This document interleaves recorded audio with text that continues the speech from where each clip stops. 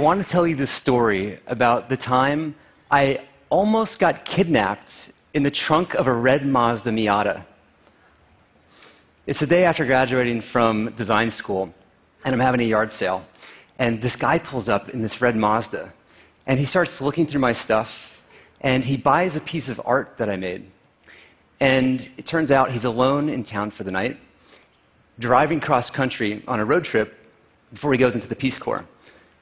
So I invite him out for a beer, and he tells me all about his passion for making a difference in the world.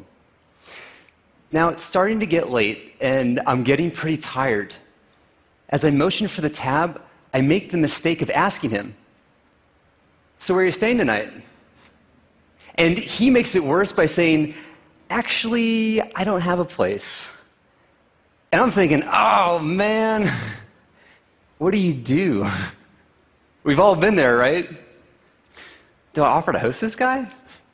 But I just met him. I mean, he says he's going into the Peace Corps, but I don't really know he's going to the Peace Corps, and I don't want to end up kidnapped in the trunk of a Miata. That's a small trunk.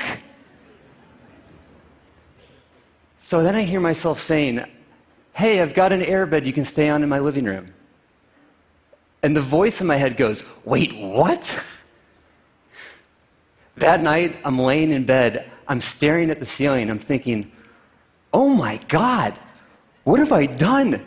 There's a complete stranger sleeping in my living room. What if he's psychotic? My anxiety grows so much, I leap out of bed, I sneak on my tiptoes to the door, and I lock the bedroom door. It turns out he was not psychotic.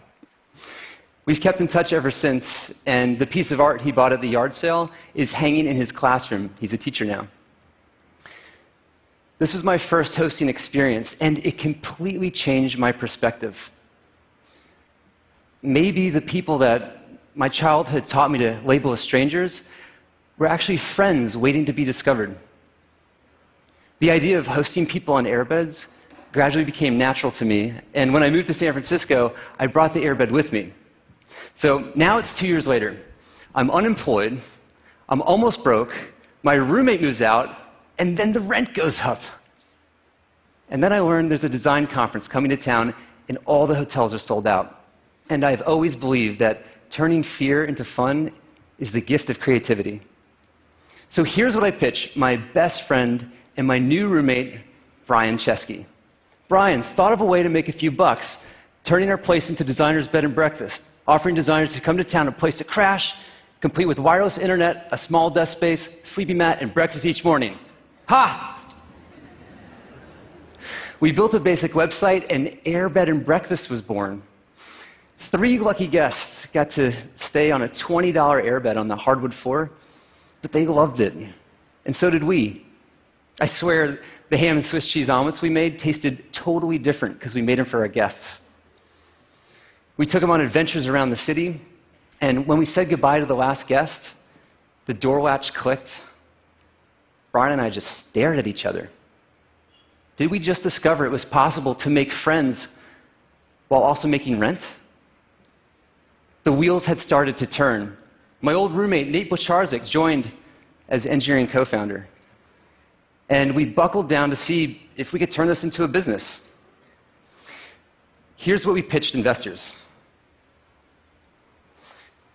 We want to build a website where people publicly post pictures of their most intimate spaces, their bedrooms, the bathrooms, the kinds of rooms you usually keep closed when people come over. And then, over the internet, they're going to invite complete strangers to come sleep in their homes. It's going to be huge. We sat back and we waited for the rocket ship to blast off. It did not. No one in their right minds would invest in a service that allows strangers to sleep in people's homes. Why? Because we've all been taught as kids, strangers equal danger. Now, when you're faced with a problem, you fall back on what you know, and all we really knew was design.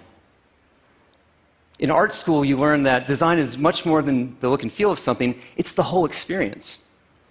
And we learned to do that for objects, but here, we were aiming to build Olympic trust between people who had never met. Could design make that happen? Is it possible to design for trust? I want to give you a sense of the flavor of trust that we were aiming to achieve. I've got a 30-second experiment that will push you past your comfort zone. If you're up for it, give me a thumbs up.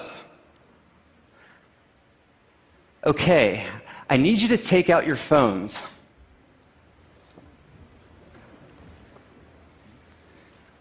Now that you have your phone out, I'd like you to unlock your phone. Now hand your unlocked phone to the person on your left.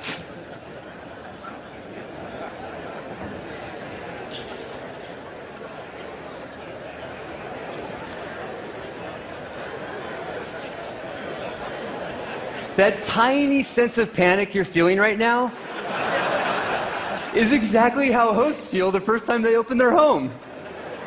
Because the only thing more personal than your phone is your home. People don't just see your messages, they see your bedroom, your kitchen, your toilet.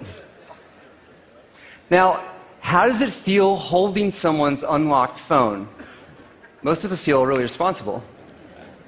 That's how most guests feel when they stay in a home. And it's because of this that our company can even exist. By the way, who's holding Al Gore's phone? Would you tell Twitter he's running for president?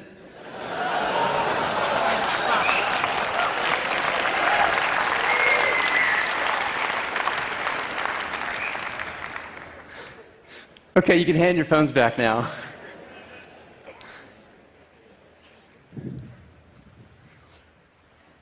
So now that you've experienced the kind of trust challenge we were facing, I'd love to share a few discoveries we've made along the way.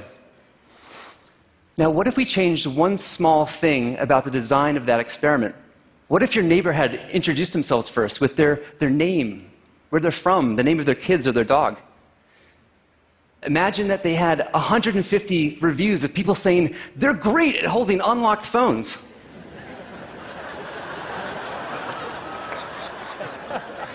Now, how would you feel about handing your phone over? It turns out a well-designed reputation system is key for building trust. And we didn't actually get it right the first time. It's hard for people to leave bad reviews. Eventually, we learned to wait until both guest and host left the review before we reveal them. Now, here's a discovery we made just last week. We did a joint study with Stanford where we looked at people's willingness to trust someone based on how similar they are in age, location, and geography. The research showed, not surprisingly, we prefer people who are like us. The more different somebody is, the less we trust them. Now, that's a natural social bias. But what's interesting is what happens when you add reputation into the mix, in this case with reviews. Now, if you've got less than 3 reviews, nothing changes. But if you've got more than 10, everything changes. High reputation beats high similarity. The right design can actually help us overcome one of our most deeply rooted biases. Now, we also learned that building the right amount of trust takes the right amount of disclosure. This is what happens when a guest first messages a host. If you share too little, like, yo, acceptance rates go down.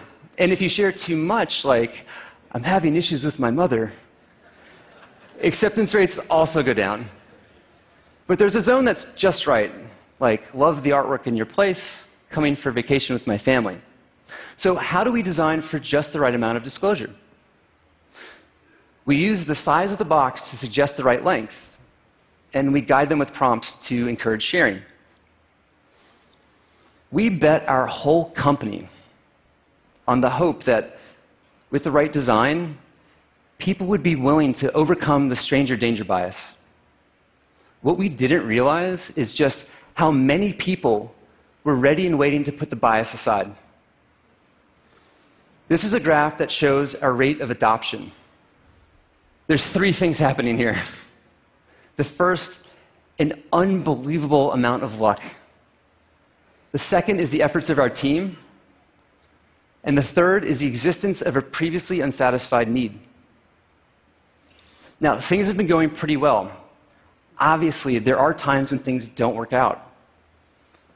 Guests have thrown unauthorized parties and trashed homes. Hosts have left guests stranded in the rain. In the early days, I was customer service, and those calls came right to my cell phone.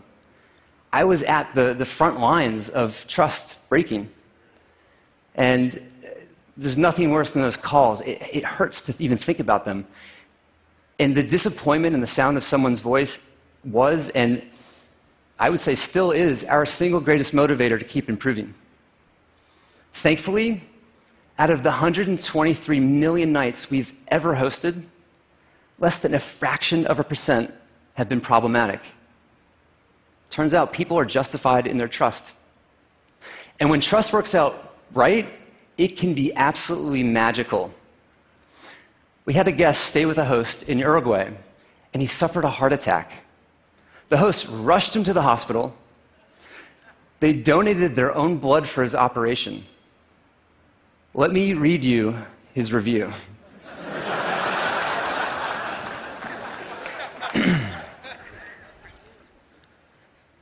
Excellent house for sedentary travelers prone to myocardial infarctions. The area is beautiful and has direct access to the best hospitals. Javier and Alejandra instantly become guardian angels who will save your life without even knowing you. They will rush you to the hospital in their own car while you're dying and stay in the waiting room while the doctors give you a bypass. They don't let you feel lonely. They bring you books to read, and they let you stay at their house extra nights without charging you. Highly recommended.